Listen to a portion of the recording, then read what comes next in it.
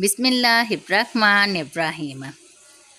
हज़रत अता बिन यसार रहमतुल्लाह अलैह मुरसल रवायत करते हैं, रसूल अल्लाह सल्लल्लाहु अलैहि वसल्लम ने फरमाया, 5 अशख़ास के सिवा किसी मालदार शख्स के लिए सदका हलाल नहीं। अल्लाह की राह में जहाद करने वाला, सदक़ात वसूल करने वाला, किसी शख्स को तवान देना पड़ जाए, वो शख्स जो अपने माल के ज़रिए इस सदक़े की चीज़ को ख़रीद ले, या वो शख्स जिसका पड़ोसी मस्कीन हो और इसे सदका दिया जाए और वो मस्कीन शख्स मालदार शख्स को बतौर हदिया बेच दे। मुश्कातुल मसाबी हदीस नंबर 1833।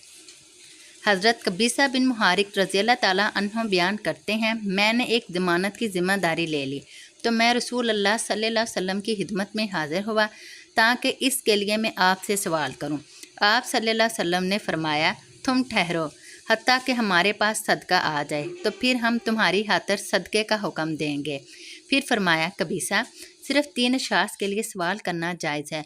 वो आदमी जिसने ज़मानत की हामी भरी तो इसके लिए सवाल करना जायज़ है हत्ता कि वह इसे अदा कर दे और फिर सवाल ना करे। एक वो आदमी जिसको ऐसी आफत आ जाए कि वो इसके माल को तबाह कर दे तो इसके लिए सवाल करना जायज़ है हत्ता कि वो अपनी गज़रान दुरुस्त कर ले। और एक इस आदमी के लिए सवाल करना जायज़ है कि वो फाका में मुब्तला है हत्ता कि इसकी कौम में से 3 दाना आदमी गवाही दे दें कि फ़लाँ आदमी वाक़तन फाका में मुब्तला है, तो इसके लिए सवाल करना जायज़ है हत्ता कि वो अपनी गज़रान दुरुस्त कर सके।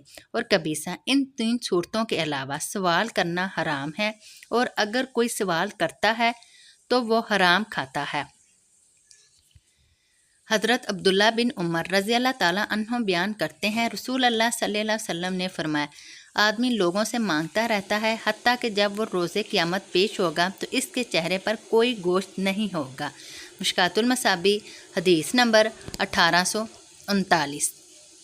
हज़रत अबू हुरैरा रज़ियल्लाहु ताला अन्हु बयान करते हैं, रसूल अल्लाह सल्लल्लाहु अलैहि वसल्लम ने फरमाया, जो शख्स माल बढ़ाने की खातिर लोगों के माल में से सवाल करता है तो वो अंगारे मांग रहा है, वो कम मांगे या ज़्यादा। मुश्कातुल मसाबी हदीस नंबर 1838।